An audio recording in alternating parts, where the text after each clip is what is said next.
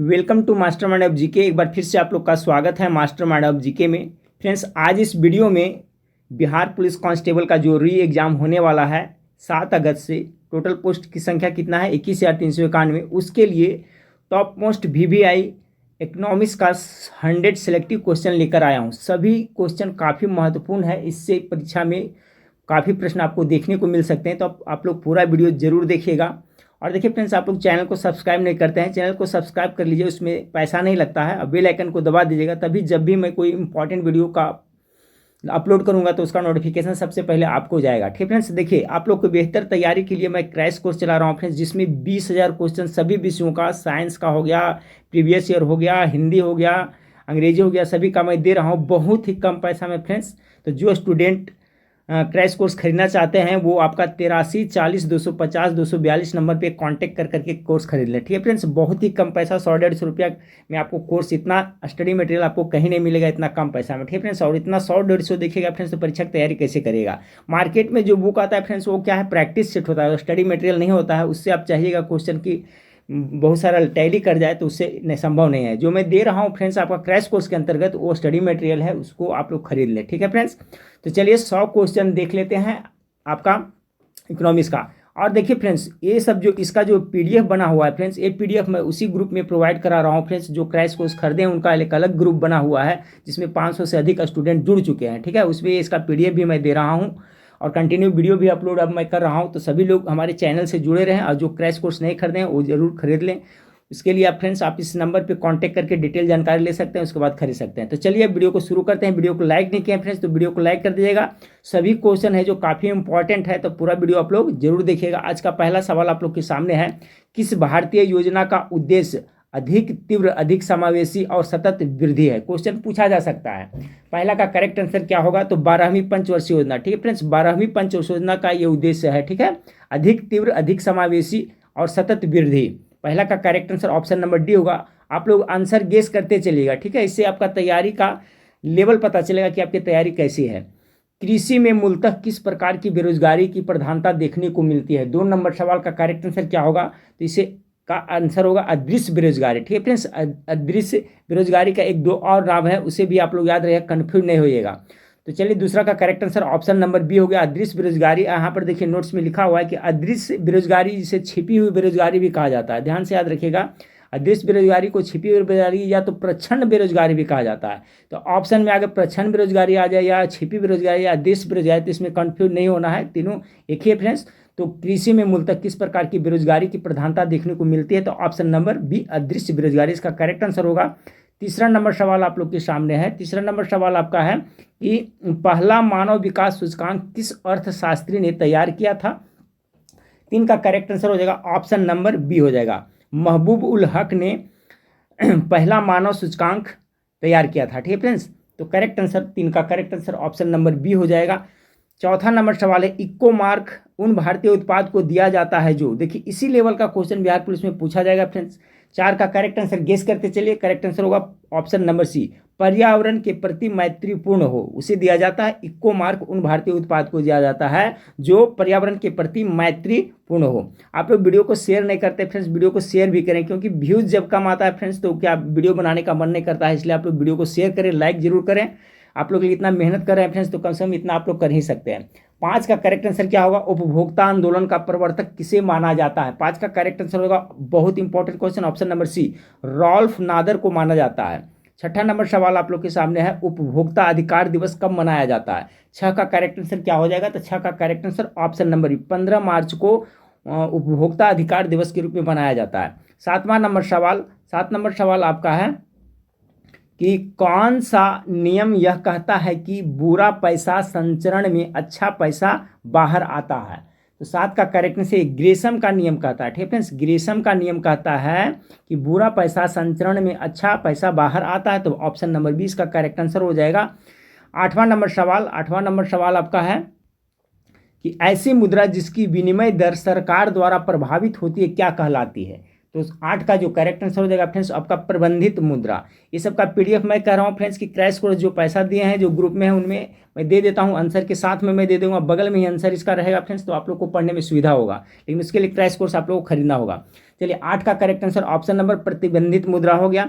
9 number सवाल आपका है, 9 नंबर सवाल है कि भारत में योजना आयोग का गठन किया गया था। 9 का करेक्ट आंसर क्या होगा, तो 15 मार्च, डेट याद रखिएगा, 15 मार्च 1950 को किया गया था। 10 नंबर सवाल आप लोग के सामने है।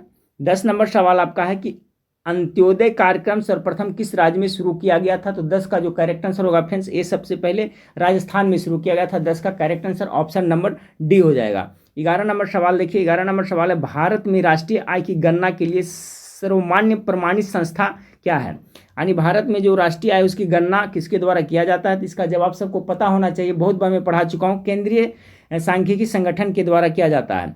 चलिए 12 नंबर सवाल है, निम्नांकित में कौन विधि ग्राह्य मुद्रा है। विधि ग्राह्य मुद्रा के अंतर्गत कौन आता है, गेस करें इसका करेक्ट आंसर आप लोग से सही होता है या नहीं होता है। तो 12 का करेक्ट आंसर गेस कर लेंगे, ऑप्शन नंबर ए, 10 रुपया का नोट। ठीक है फ्रेंड्स, ये जो विधि ग्राह्य के अंतर्गत आता है, 12 का correct answer option number A हो जाएगा। 13 नंबर सवाल देखें, 13 नंबर सवाल है कि क्षेत्रीय ग्रामीण बैंक की स्थापना किस वर्ष की गई थी। 13 का करेक्ट आंसर हो जाएगा ऑप्शन नंबर बी, 1975 ईस्वी में। ठीक है, 1975 में क्षेत्रीय ग्रामीण बैंक की स्थापना की गई थी। 14 नंबर सवाल आपका है, मुद्रा के आंतरिक मूल्य का अर्थ क्या है। तो 14 का करेक्ट आंसर क्या होगा, 14 का correct answer option number D हो जाएगा, मुद्रा की क्रय शक्ति। ठीक है, मुद्रा का आंतरिक मूल्य का अर्थ होता है कि मुद्रा की क्रय शक्ति। अगला सवाल को देखिए, 15 नंबर सवाल आपका है कि 11वीं पंचवर्षीय योजना का मुख्य उद्देश्य क्या है। 12वीं का भी देख चुके हैं फ्रेंड्स, 11वीं का दोनों का कॉन्सेप्ट क्लियर रखिएगा। 15 का करेक्ट आंसर ऑप्शन नंबर इसमें हो जाएगा समावेशी आर्थिक वृद्धि, उसमें था क्या, तीव्र था। ठीक है फ्रेंड्स, 12वीं में क्या था, तीव्र था लगा हुआ। तो 15 का correct answer option number B हो जाएगा। चलिए 16 नंबर सवाल को देखें, 16, मुद्रा आपूर्ति किसके द्वारा नियंत्रित की जाती है। बहुत अच्छा सवाल। 16 का करेक्ट आंसर क्या होगा, 16 का मुद्रा आपूर्ति किसके द्वारा नियंत्रित की जाती है। तो 16 का correct answer option number B होगा, भारतीय रिजर्व बैंक के द्वारा, यानी आरबीआई के द्वारा किया जाता है ना, आरबीआई। अगला सवाल को देखिए, अगला सवाल आपका है 17 नंबर सवाल है फ्रेंड्स कि किस देश में मुद्रास्फीति की स्थिति, किसी देश में मुद्रास्फीति की स्थिति निम्न में से कौन सा कथन सही है। 17 का देखिए करेक्ट आंसर हो जाएगा ऑप्शन नंबर सी, पूंजी का अवमूल्यन होता है। जब मुद्रास्फीति होता है फ्रेंड्स तो क्या होता है, इसमें पूंजी का अवमूल्यन होता है। तो 17 का correct answer option number C हो जाएगा। 18 नंबर सवाल देखिए, 18 नंबर सवाल आपका है, उपभोक्ता जागरूकता आंदोलन की शुरुआत किस देश में हुई थी। ये भी इंपॉर्टेंट क्वेश्चन है फ्रेंड्स, उपभोक्ता जागरूकता आंदोलन की शुरुआत किस देश में हुई थी। 18 का correct answer option number C होगा, ये इंग्लैंड में हुआ था। ठीक है, अगला सवाल देखिए कि स्वर्णिम चतुर्भुज परियोजना का संबंध किसके विकास से। ये भी क्वेश्चन बहुत एग्जाम में रिपीट हो चुका है, बिहार पुलिस में भी पूछा जा चुका है। तो 19 का correct answer option number C हो जाएगा, ये राजमार्ग से संबंधित है, स्वर्णिम चतुर्भुज परियोजना। अगला सवाल को देखें कि समाजवादी अर्थव्यवस्था का जनक किसे माना जाता है। समाजवादी अर्थव्यवस्था का जनक किसे माना जाता है। 20 का correct answer option number B, Karl Marx को माना जाता है। दास कैपिटल नामक बुक किसने लिखा था। तो कार्ल मार्क्स ने लिखा था, ये भी आप लोग याद रखिएगा। 21 नंबर सवाल आपका है, बिहार में सेवा का अधिकार किस वर्ष लागू किया गया। तो बिहार में सेवा का अधिकार है जो 2011 में लागू किया। तो ऑप्शन नंबर ए इसका करेक्ट आंसर हो जाएगा। ठीक है, चलिए अगला सवाल को देखिए, 22 नंबर सवाल, उपभोक्ता अधिकारों की घोषणा किस देश में हुई थी। ये भी इंपॉर्टेंट सवाल है फ्रेंड्स। तो 22 का जो करेक्ट आंसर है ऑप्शन नंबर डी, संयुक्त राज्य अमेरिकानी यूएस में किया गया था। अगला सवाल को देखें, नेक्स्ट क्वेश्चन 23 नंबर सवाल है, अंतर्राष्ट्रीय मानकीकरण संगठन आईएसओ का मुख्यालय कहाँ है। ठीक है, इसका मुख्यालय कहाँ है, आईएसओ का मुख्यालय। 23 का correct answer option number B, ए जिनेवा में पड़ता है, स्विट्जरलैंड, जिनेवा। जिनेवा कहाँ पड़ता है, तो स्विट्जरलैंड में। तो ऑप्शन नंबर बी इसका करेक्ट आंसर हो जाएगा। अगला सवाल को देखें, 24 नंबर सवाल, 24 नंबर सवाल आपका है कि भारत में राष्ट्रीय उपभोक्ता दिवस कब मनाया जाता है। भारत में राष्ट्रीय उपभोक्ता का राठ है फ्रेंड्स, तो भारत में कब मनाया जाता है। तो 24 का जो करेक्ट आंसर हो जाएगा ऑप्शन नंबर ए, 24 दिसंबर को मनाया जाता है। ठीक है, 24 दिसंबर को। चलिए अगला सवाल को देखिए, भारतीय अर्थव्यवस्था के उदारीकरण का अग्रदूत किसे कहा जाता है। इसका जवाब तो सबको पता होना चाहिए, आप लोग गेस किए होंगे 25 का। तो डॉक्टर मनमोहन सिंह को कहा जाता है, अर्थशास्त्री थे, पूर्व प्रधानमंत्री। 26 नंबर सवाल देखिए, 26 नंबर सवाल आपका है कि बैंकिंग निम्नलिखित में से किस क्षेत्र के अंतर्गत आता है। ये भी इंपॉर्टेंट क्वेश्चन है, बैंकिंग है जो किस क्षेत्र के अंतर्गत आएगा। तो 26 का गेस करें, इसका करेक्ट आंसर हो जाएगा ऑप्शन नंबर सी, ए तृतीय क्षेत्र के अंतर्गत आता है। अगला सवाल देखिए 27 नंबर सवाल, 27 नंबर सवाल आपका है कि रिजर्व बैंक ऑफ इंडिया का प्रतीक चिन्ह क्या है। तो 27 का करेक्ट आंसर हो जाएगा ऑप्शन नंबर सी, ताड़ के वृक्ष के सामने एक बाघ। अगला सवाल देखिए 28 नंबर सवाल है, जब सीमांत उपयोगिता शून्य हो तब कुल उपयोगिता होती है, यानी क्या होती है, घटती है, बढ़ती है, क्या होती है। जब सीमांत उपयोगिता शून्य हो तब कुल उपयोगिता क्या होती है 28 का, तो अधिकतम होती है। ऑप्शन नंबर डी 28 का करेक्ट आंसर हो जाएगा। चलिए 29 नंबर सवाल को देखिए। 29 नंबर, गिल्ट एज्ड बाजार किससे संबंधित है। चलिए सर इसका गेस करें। 29 नंबर सवाल का correct answer option number A, सरकारी प्रतिभूतियां से संबंधित है। अगला सवाल 30 नंबर सवाल देखिए, इंपीरियल बैंक की स्थापना कब हुई थी। बहुत इंपॉर्टेंट सवाल है, इंपीरियल बैंक की स्थापना। तो 30 का correct answer option number C, 1921 ईस्वी में इंपीरियल बैंक की स्थापना हुई थी। ठीक है फ्रेंड्स, इसके बारे में डिटेल देख लें, जो नोट्स में लिखा रहता है इंपॉर्टेंट रहता है, इसे ध्यान से सुनिएगा। 27 जनवरी 1921 को bank of Bengal, bank of Bombay और बैंक ऑफ मद्रास को मिला दिया गया और इंपीरियल बैंक ऑफ इंडिया की स्थापना की गई। ठीक है, याद रखिएगा 1921 में किया गया था। तो bank of Bengal, bank of Bombay और बैंक ऑफ मद्रास तीनों को मिला करके 1921 ईस्वी में 27 जनवरी 1921 ईस्वी में इंपीरियल बैंक की स्थापना की गई थी। स्टेट बैंक का पुराना नाम इंपीरियल बैंक ऑफ इंडिया था। एक क्वेश्चन पूछा जाता है कि स्टेट बैंक का पुराना नाम क्या था, इंपीरियल बैंक था। 1 जुलाई 1955 को इंपीरियल बैंक ऑफ इंडिया भारतीय स्टेट बैंक बन गया। पहले जो इंपीरियल बैंक था वो कब स्टेट बैंक बना, तो 1 जुलाई 1955 को। स्टेट बैंक ऑफ इंडिया की स्थापना कब हुई, तो वही आपका 1 जुलाई 1955 को हुई थी। कॉन्सेप्ट क्लियर हो गया फ्रेंड्स। अगर इंपीरियल बैंक का बारे में पूछे तो इसकी स्थापना 1921 में हुआ था। और इंपीरियल बैंक की स्थापना कौन कौन बैंकों को मिला करके हुआ था, तो bank of Bengal, bank of Bombay और बैंक ऑफ मद्रास को मिला करके किया गया था। और उसके बाद इंपीरियल बैंक ऑफ है जो स्टेट बैंक ऑफ इंडिया कब बन गया, तो 1955 में। इसलिए फ्रेंड्स एसबीआई की स्थापना अगर पूछे, ठीक है, तो कब हुआ, 1955 में, 1 जुलाई 1955 में। अगला सवाल को देखिए 31 नंबर सवाल, वेल्थ ऑफ नेशन पुस्तक के लेखक कौन है। इसका जवाब सबको पता होगा, एडम स्मिथ। 31 का correct answer C, wealth of nation. ठीक है फ्रेंड्स, इन्हें अर्थशास्त्र का जनक भी कहा जाता है। आप लोग याद रखिएगा, अर्थशास्त्र का जनक एडम स्मिथ को कहा जाता है। 31 नंबर सवाल। 32 नंबर सवाल को देखिए। 32 नंबर सवाल आपका है, भारत में वैट मूल्य वर्धित कर, देखिए वैट का क्या होता है, मूल्य वर्धित कर को लागू करने वाला प्रथम राज्य कौन है। वैट लागू करने वाला प्रथम राज्य 32 का करेक्ट आंसर हरियाणा हो जाएगा। अगला सवाल को देखें 33 नंबर सवाल, भारत में तेल और प्राकृतिक गैस निगम ओएनजीसी का मुख्यालय कहाँ है। तो ओएनजीसी का मुख्यालय कहाँ पड़ता है फ्रेंड्स। 33 का जो करेक्ट आंसर हो जाएगा ऑप्शन नंबर सी हो जाएगा। ठीक है, कहाँ पड़ता है, देहरादून में पड़ता है, उत्तराखंड के देहरादून में पड़ता है। तो इसका correct answer option number C हो जाएगा। चलिए 34 नंबर सवाल, निम्नलिखित में से कौन मुद्रास्फीति के नियंत्रण की विधि नहीं है। इसमें कौन है जो विधि नहीं है, तो ब्याज दर में कमी, ये है जो मुद्रास्फीति के विनिमय की विधि नहीं है। ठीक है, 33 का जो करेक्ट आंसर हो जाएगा ऑप्शन नंबर 34 का correct answer option number D हो जाएगा। 35 नंबर सवाल देखिए।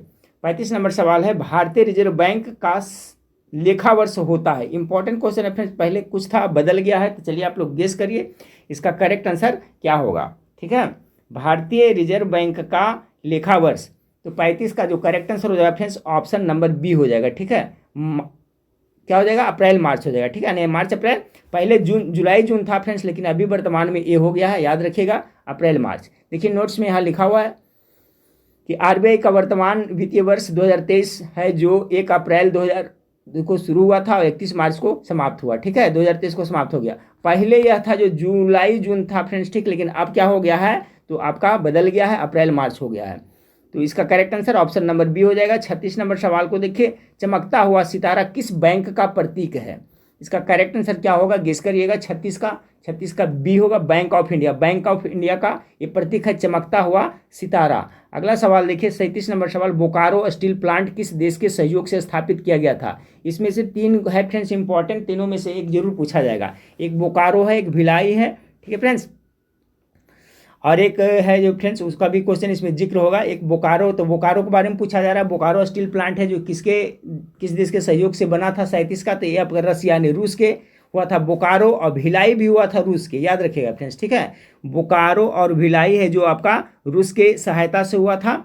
और एक है फ्रेंड्स राउरकेला कहाँ से हुआ था, तो जर्मनी की सहायता से हुआ था। तीनों कॉन्सेप्ट कर देता हूँ फ्रेंड्स, देखिए कौन कौन है जो 4 है फ्रेंड्स, जो चारों इंपॉर्टेंट है। चारों आपको मैं एक बार रिपीट करा देता हूँ, आप लोग याद रखिए।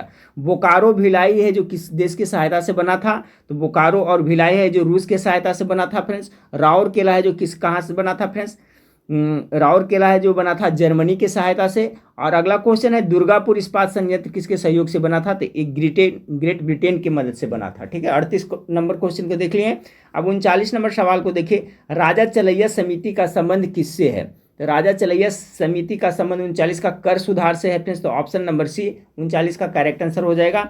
40 नंबर सवाल को देखिए, 40 नंबर सवाल, भारत में किसने आमदनी पर कर की शुरुआत की। ठीक है, भारत में किसने है जो आमदनी पर, इनकम पर कर की शुरुआत किया था, तो 40 का करेक्ट आंसर बी होगा, जेम्स विल्सन हो जाएगा। ठीक है, 40 का correct answer option number B हो जाएगा। चलिए 41 नंबर सवाल, स्टैगफ्लेशन। ठीक है, स्टैगफ्लेशन स्थिति क्या होती है, ये क्वेश्चन बार बार देखने को मिलता होगा सेट में और एक क्वेश्चन पूछा जाता है। 41 का करेक्ट आंसर बी हो जाएगा। ठीक है, गतिरोध और मुद्रास्फीति की, स्टैगफ्लेशन मतलब क्या होता है, गतिरोध और मुद्रास्फीति की। 41 का करेक्ट आंसर बी हो गया फ्रेंड्स। 42 नंबर सवाल को देखें, 42 नंबर सवाल आपका है कि औद्योगिक क्रांति सर्वप्रथम किस देश में शुरू हुई थी। औद्योगिक क्रांति, उद्योग में सब क्रांति आपका इंग्लैंड में हुआ था, तो 42 का correct answer option number A होगा। 43 नंबर सवाल देखिए, 43 में भारत का सबसे महत्वपूर्ण लघु उद्योग कौन सा है। भारत का सबसे महत्वपूर्ण लघु उद्योग के बारे में कहा जाए तो फ्रेंड्स कौन सा होगा, गेस कीजिए। तो आपका 43 का करेक्ट आंसर है हथकरघा उद्योग है जो भारत का सबसे महत्वपूर्ण लघु उद्योग के अंतर्गत आता है। ठीक, अगला सवाल देखें, हरित क्रांति का सर्वाधिक निराशाजनक परिणाम किस फसल में देखने को मिला था। ठीक है, यानी उसमें उस तरह का कुछ सुधार नहीं हुआ था, उसमें निराशा देखने को मिला था, तो कौन सा फसल। 44 का जो करेक्ट आंसर होगा दलहन फसल। दलहन फसल में हरित क्रांति का कुछ ऐसा प्रभाव नहीं देखा गया फ्रेंड्स, बाकी मक्का, गेहूं, तिलहन, सोयाबीन में देखा गया था। तो 44 का correct answer option number A हो जाएगा। 45 नंबर सवाल को देखिए, नीली क्रांति का संबंध निम्नलिखित में से किससे है। चलिए इसका जवाब सबको पता होगा, मत्स्य पालन या मत्स्य उत्पादन इसका करेक्ट आंसर हो जाएगा। अगला सवाल देखिए 46 नंबर सवाल, ये देखिए इंपॉर्टेंट क्वेश्चन है फ्रेंड्स आपका। FAO का फुल फॉर्म पूछा जाता है, तो Food and Agriculture Organisation of the United Nations, यानी खाद्य एवं कृषि संगठन का मुख्यालय कहाँ स्थित है, तो इटली के रोम में है। ऑप्शन नंबर ए इसका करेक्ट आंसर हो जाएगा 46 का। 47 नंबर सवाल देखें, 47 नंबर सवाल आपका है कि किसान क्रेडिट कार्ड योजना किस वर्ष शुरू की गई थी। किसान क्रेडिट कार्ड, ठीक है, अब इसका पीडीएफ मैं बता चुका हूँ फ्रेंड्स के आंसर के साथ चाहिए तो पेड ग्रुप में जुड़ जाइएगा। ठीक है, उसके लिए आपको बीसीआर क्वेश्चन भी मिलेगा, क्रैश कोर्स खरीदेगा तो उसी में आपको ये सब पीडीएफ मिलेगा। 47 का करेक्ट आंसर क्या हो जाएगा, तो ऑप्शन नंबर सी हो जाएगा 1998 में। ठीक है फ्रेंड्स, किसान क्रेडिट योजना किस वर्ष शुरू की गई थी, तो 1998 इसका करेक्ट आंसर हो जाएगा 47 का। चलिए 48 नंबर सवाल देखिए, 48 नंबर सवाल है इंद्रधनुष क्रांति का संबंध किससे है। इंद्रधनुष क्रांति किससे, नीली क्रांति से, हरित क्रांति से, श्वेत क्रांति से, इनमें से सभी से। तो देखिए इंद्रधनुषीय क्रांति है जो आपका इन सभी उत्पादन से है, आपका नीली क्रांति से भी, हरित क्रांति और श्वेत क्रांति सब को मिला करके इंद्रधनुषीय क्रांति कहा जाता है, तो ऑप्शन नंबर डी इसका करेक्ट आंसर हो जाएगा। 49 नंबर सवाल, निम्नलिखित में से प्रत्यक्ष करों में किस कर से सरकार को अधिकतम राजस्व की प्राप्ति होती है। देखिए इस टाइप का क्वेश्चन पूछा जाएगा कि कौन सा कर है जिसमें सरकार को सबसे अधिकतम राजस्व की प्राप्ति होते हैं फ्रेंड्स, तो कॉर्पोरेट टैक्स, जिसे हिंदी में क्या कहते हैं, निगम कर। ऑप्शन नंबर डी इसका करेक्ट आंसर हो जाएगा 49 का। ठीक है, 49 का correct answer option number D हो जाएगा। चलिए 50 नंबर सवाल देखिए, 50 नंबर सवाल है भारतीय सब्जी शोध संस्थान कहाँ स्थित है। 50 का correct answer option number C हो जाएगा, वाराणसी में स्थित है। 50 का correct answer option number C हो गया। चलिए 51 नंबर सवाल को देखते हैं। 51 नंबर, भारत में नमक का सबसे बड़ा उत्पादक राज्य कौन है। तो भारत में देखा जाए फ्रेंड्स सबसे ज़्यादा नमक का उत्पादन कहाँ होता है, तो 51 का करेक्ट आंसर से गुजरात हो जाएगा।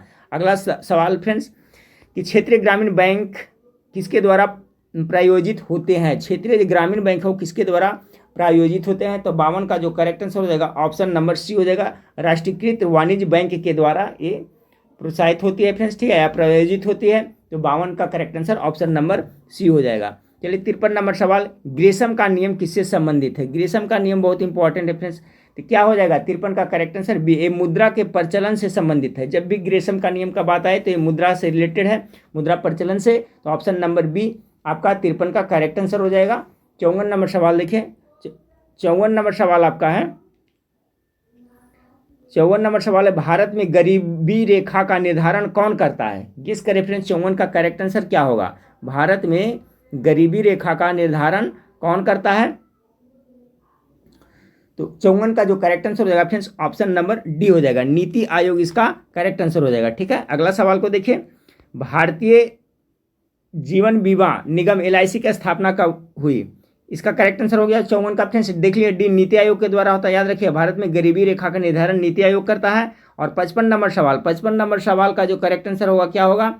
55 नंबर सवाल है, भारतीय जीवन बीमा निगम LIC की स्थापना कब हुआ था? तो 55 का correct answer option number B हो जाएगा, यानी कि 1956 ईस्वी में। चलिए 56 नंबर सवाल को देखिए, 56 नंबर सवाल, निम्नलिखित में से किस निकाय का स्थापना 12 जुलाई 1982 को हुई थी? 56 का करेक्ट आंसर क्या होगा? तो 56 का जो करेक्ट आंसर हो जाएगा फ्रेंड्स ऑप्शन नंबर सी हो जाएगा। ठीक है, यानी नाबार्ड की स्थापना सबको पता होगा, नाबार्ड की स्थापना कब हुई थी? तो आपका 1982 में 12 जुलाई। डेट भी आप लोग को याद रखना है क्योंकि डेट अब पूछा जाता है। तो ऑप्शन नंबर सी इसका करेक्ट आंसर हो जाएगा। चलिए अगला सवाल को देखते हैं, 57 नंबर सवाल आपका है, संसाधन की कमी निम्नलिखित में से किस सिद्धांत से संबंधित है? संसाधन में कमी निम्नलिखित में से किस सिद्धांत से संबंधित है? 57 का correct answer option number D होगा, नव मालथीसियम सिद्धांत से है। ठीक है फ्रेंड्स, किससे है? तो नव मालथीसियस सिद्धांत से है। तो ऑप्शन नंबर डी इसका करेक्ट आंसर हो जाएगा। 57 नंबर सवाल का जो करेक्ट आंसर हो जाएगा फ्रेंड्स आपका ऑप्शन नंबर डी हो जाएगा। चलिए अगला सवाल को देखिए, अगला सवाल है 58 नंबर सवाल आपका है कि किस अर्थशास्त्री ने अवसर लागत का सिद्धांत दिया? कौन से अर्थशास्त्री थे जिन्होंने अवसर लागत का सिद्धांत दिया था? तो 58 का correct answer option number B, Gottfried Haberler ने दिया था। ठीक है, हैबरलर ने दिया था। चलिए अगला सवाल को देखते हैं, अगला सवाल आपका है, किसने यह सिद्धांत दिया कि जनसंख्या गुणात्मक रूप से बढ़ती है तथा खाद्य आपूर्ति समानांतर रूप से बढ़ती है? बहुत इंपॉर्टेंट सवाल ये भी है फ्रेंड्स। ये सिद्धांत किसका है? तो 59 का correct answer option number B हो जाएगा, माल्थस का यह सिद्धांत है। चलिए अगला सवाल को देखिए, भारत में बंधुआ मजदूर उन्मूलन अधिनियम संसद ने कब पारित किया था? तो इसका करेक्ट आंसर क्या होगा, गेस करिए। 60 का जो करेक्ट आंसर हो जाएगा ऑप्शन नंबर बी, 1976 में ये बंधुआ मजदूर उन्मूलन अधिनियम संसद के द्वारा पारित किया गया था। अगला सवाल को देखें, 61 नंबर सवाल है, निम्नलिखित में से कौन सा एक साधन केंद्र सरकार के राजस्व का स्रोत नहीं है? ठीक है, का राय निम्नलिखित में से कौन सा एक साधन केंद्र सरकार के राजस्व का स्रोत नहीं है सरकार का? करा तो कृषि आयकर इसका करेक्ट आंसर हो जाएगा। ठीक है, आपका केंद्र सरकार का ये नहीं फ्रेंड्स, राज्य सरकार क्या होता है ना, तो ऑप्शन नंबर ए इसका करेक्ट आंसर हो जाएगा। चलिए अगला सवाल को देखते हैं,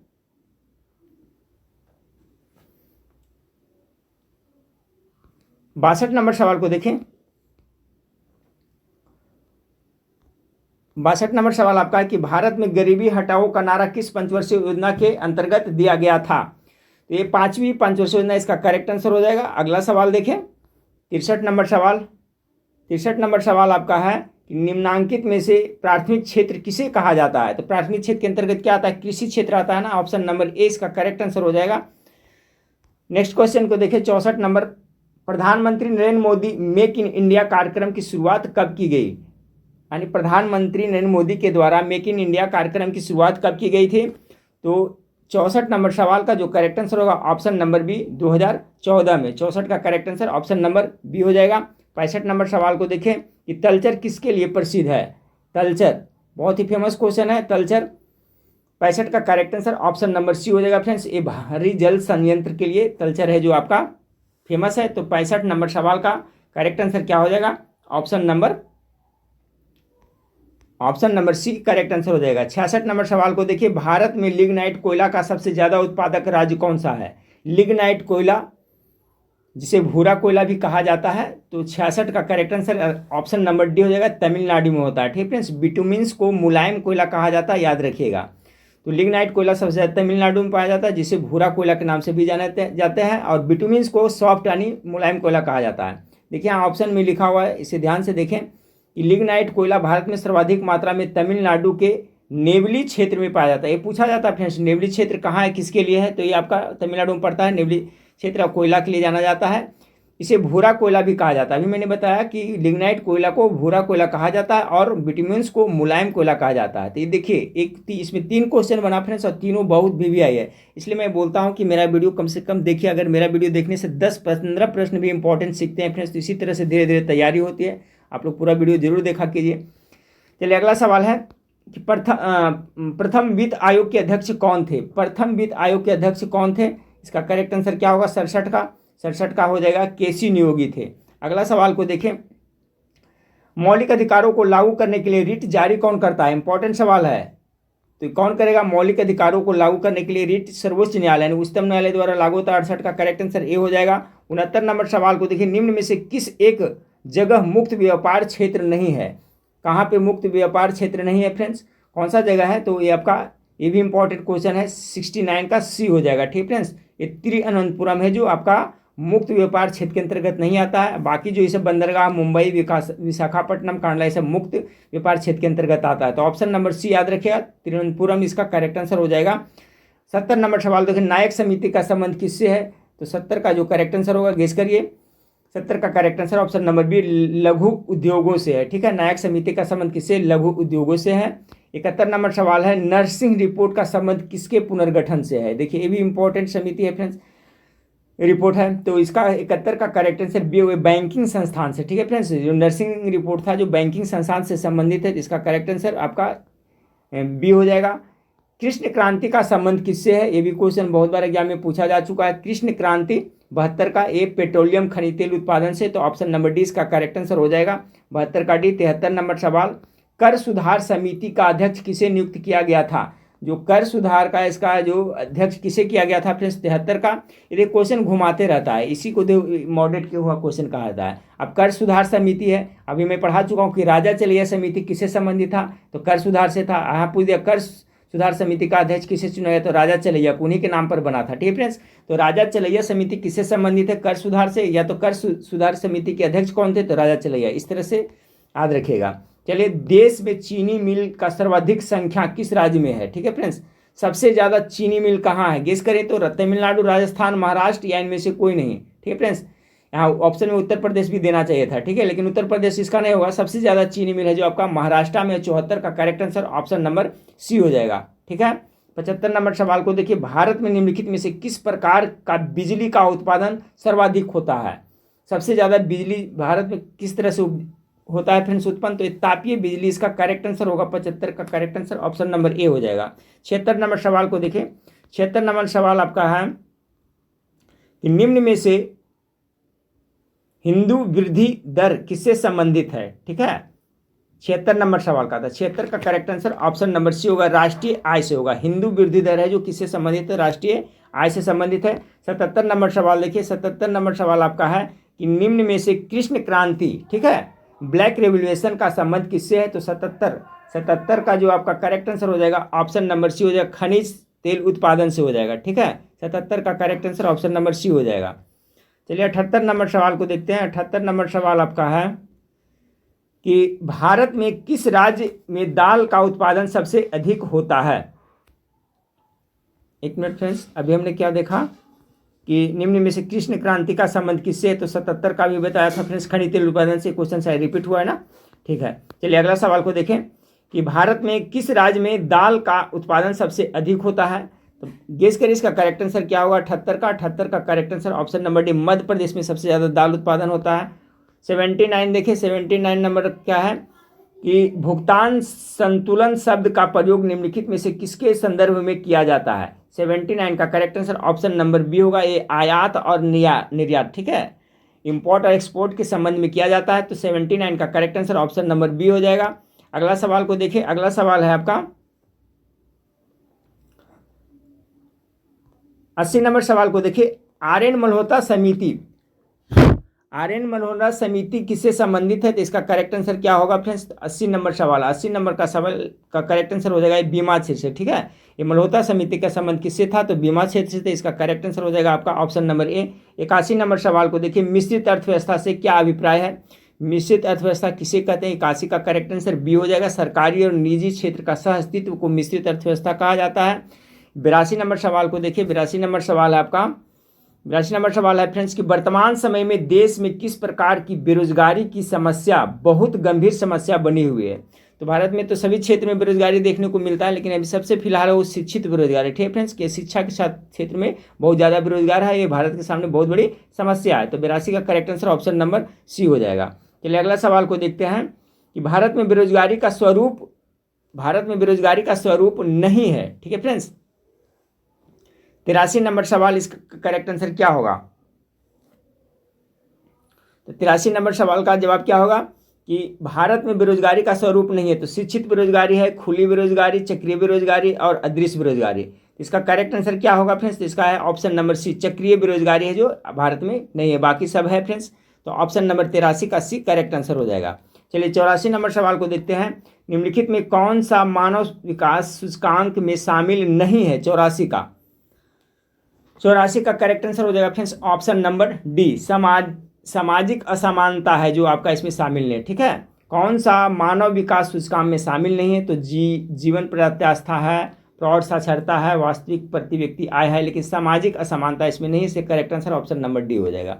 85 नंबर सवाल को देखिए। मुद्रास्फीति से बाजार की वस्तुएं क्या होती है? जब मुद्रास्फीति होती है तो क्या होती है फ्रेंड्स? तो ये क्या होता है? महंगी हो जाती है। ठीक है, मुद्रास्फीति जब होती है तो बाजार की वस्तुएं क्या हो जाती है? सभी महंगी हो जाती है। अगला सवाल को देखिए 86 नंबर। भारत में विदेशी मुद्रा का सर्वाधिक भाग खर्च होता है, किस पे होता है? सभी को पता होगा मेरे ख्याल से इसका। तो सबसे ज़्यादा है क्या है? पेट्रोल पे होता है ना, तेल पेट्रोलियम आयात पर। ऑप्शन नंबर सी 86 का करेक्ट आंसर हो जाएगा। सबसे ज़्यादा मुद्रा इसी पर खर्च होता है। अगला सवाल देखिए 87 नंबर सवाल। 87 नंबर सवाल आपका है कि भारत में नोट जारी करने की कौन सी प्रणाली अपनाई जाती है? 87 का करेक्ट आंसर हो जाएगा फ्रेंड्स न्यूनतम आरक्षित प्रणाली। बहुत इंपॉर्टेंट सवाल याद रखिएगा। भारत में जो नोट जारी किया जाता है उसके लिए प्रणाली जो अपनाया जाता है वो न्यूनतम आरक्षित प्रणाली होता है। अगला सवाल को देखें 88 नंबर सवाल आपका है कि सार्वजनिक क्षेत्र के वाणिज्यिक बैंकों की सर्वाधिक शाखाएं किस राज्य में है? सार्वजनिक क्षेत्र के जो वाणिज्य बैंक की शाखाएं सर्वाधिक सबसे किस राज्य में है? तो आपका 88 का करेक्ट आंसर उत्तर प्रदेश में हो जाएगा। चलिए अगला सवाल को देखते हैं। जनगणना 2011 का शुभंकर क्या था? गेस करें इसका फ्रेंड्स। 89 का जो करेक्ट आंसर हो जाएगा ऑप्शन नंबर सी, परगणक शिक्षिका। अगला सवाल को देखिए 90 नंबर सवाल आपका है। वर्ष 2011 के जनगणना के अनुसार न्यूनतम लिंगानुपात वाला राज्य कौन है? ठीक है, सबसे कम लिंगानुपात वाला राज्य कौन है? तो 90 का करेक्ट आंसर होगा फ्रेंड्स हरियाणा। हरियाणा में सबसे कम लिंगानुपात देखा गया था। चलिए अगला सवाल 91 का देखिए।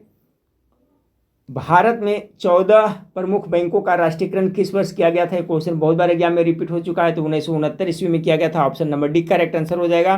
चलिए 92 नंबर सवाल को देखिए।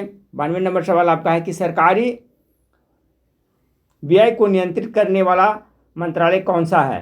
92 का करेक्ट आंसर व्यय वित्त मंत्रालय हो जाएगा। 93 नंबर सवाल के अप्रत्यक्ष कर का भार मुख्यतः किन्हें वहन करना पड़ता है? अप्रत्यक्ष कर का 93 का correct answer option number D हो जाएगा फ्रेंड्स, उपभोक्ताओं को करना पड़ता है, यानी ऑप्शन नंबर डी इसका करेक्ट आंसर हो जाएगा। 94 नंबर सवाल को देखें कि जवाहर रोजगार योजना कब शुरू की गई थी? जवाहर रोजगार योजना की शुरुआत कब की गई थी? 94 का correct answer option number C हो जाएगा फ्रेंड्स, 1989 ईस्वी में। अगला सवाल को देखते हैं कि मेक इन इंडिया कार्यक्रम का लोगो क्या है? मेक इन इंडिया कार्यक्रम का लोगो क्या है फ्रेंड्स? 95 का करेक्ट आंसर बी शेर हो जाएगा। मेक इन इंडिया का लोगो क्या है? शेर है। 96 नंबर सवाल को देखिए। आरबीआई द्वारा जारी 50 रुपये के मूल्य के नए नोट के पीछे निम्नलिखित में से किसका चित्र छपा हुआ है? इसका कॉन्सेप्ट आप लोग क्लियर रखिएगा। सभी नोटों का फ्रेंड्स एक प्रश्न पूछेगा। 96 का correct answer option number D होगा। किसका है? तो हम्पी के पत्थर से बना रथ है। ठीक है, देखे होंगे आप 50 रुपया का जो नोट है, इसके जो आपका नोट के पीछे में आपका हम्पी का पत्थर से बना रथ देखने को मिलेगा। तो 96 करेक्ट आंसर डी हो गया। 97 नंबर सवाल देखिए। किस भारतीय राज्य में सबसे अधिक हवाई अड्डे हैं? कौन सा राज्य है जहाँ सबसे अधिक हवाई अड्डे हैं? 97 का ए हो जाएगा, गुजरात में इसका करेक्ट आंसर हो जाएगा। ठीक है फ्रेंड्स, किस भारतीय राज्य में सबसे अधिक हवाई अड्डे हैं? तो ऑप्शन नंबर ए 97 का गुजरात करेक्ट आंसर होगा। 98 नंबर सवाल को देखें। 98 नंबर सवाल है with you all the way. ठीक है, with you all the way किस बैंक की विज्ञापन पंक्ति है? 98 का बी करेक्ट आंसर है, भारतीय स्टेट बैंक का इसका विज्ञापन पंक्ति है फ्रेंड्स। 98 का correct answer option number B हो जाएगा। चलिए 99 नंबर सवाल को देखिए। 99 नंबर सवाल है क्षेत्रीय ग्रामीण बैंक को उनके प्रवर्तक बैंक में विलय करने की संस्तुति किसने की थी? बहुत इंपॉर्टेंट सवाल है फ्रेंड्स। क्षेत्रीय बैंक को उनके प्रवर्तक बैंकों में विलय करने की संस्तुति किसने किया था? तो खुसरो समिति ने किया था। ऑप्शन नंबर बी इसका करेक्ट आंसर हो जाएगा। चलिए 100 नंबर सवाल को देखिए। 100 नंबर सवाल आपका है कि भारतीय प्रतिभूति एवं विनिमय बोर्ड की स्थापना कब हुई थी। भारतीय प्रतिनिधि एवं विनिमय बोर्ड अर्थात क्या सेबी का बारे में पूछा जा रहा है फ्रेंड्स, क्या किसके बारे में, तो सेबी के बारे में पूछा जा रहा है। तो सेबी की स्थापना कब हुआ था, 100 का करेक्ट आंसर ए होगा, 1988 में किया गया था। चलिए आज का लास्ट क्वेश्चन देखते हैं। 101 नंबर क्वेश्चन कह रहा है कि भारत में उपभोक्ता संरक्षण अधिनियम की घोषणा कब हुई थी। तो 101 का correct answer option number C हो जाएगा, 1986 ईस्वी में। याद रखिएगा कब, 1986 ईस्वी में भारत में उपभोक्ता संरक्षण अधिनियम कब घोषणा कब हुई थी, तो 1986 ईस्वी में। ये आपका 101 क्वेश्चन था फ्रेंड्स इकोनॉमिक्स का, जो बिल्कुल 10th लेवल से के लेवल स्तर से छाटा हुआ था। इसी टाइप का क्वेश्चन आपको इकोनॉमिक्स से पूछेगा, तो इसमें से क्वेश्चन पूछा जा सकता है। इसका PDF पेड ग्रुप में मैं डाल दूंगा फ्रेंड्स। पुनः एक बार मैं सभी से कहूँगा कि जो चैनल को सब्सक्राइब नहीं किया, चैनल को सब्सक्राइब कर लीजिएगा फ्रेंड्स। अगर वीडियो अच्छा लगा हो तो आप अपने दोस्तों मित्रों में शेयर जरूर करिएगा। चलिए नेक्स्ट वीडियो में फिर मिलते हैं। जय हिंद, जय भारत।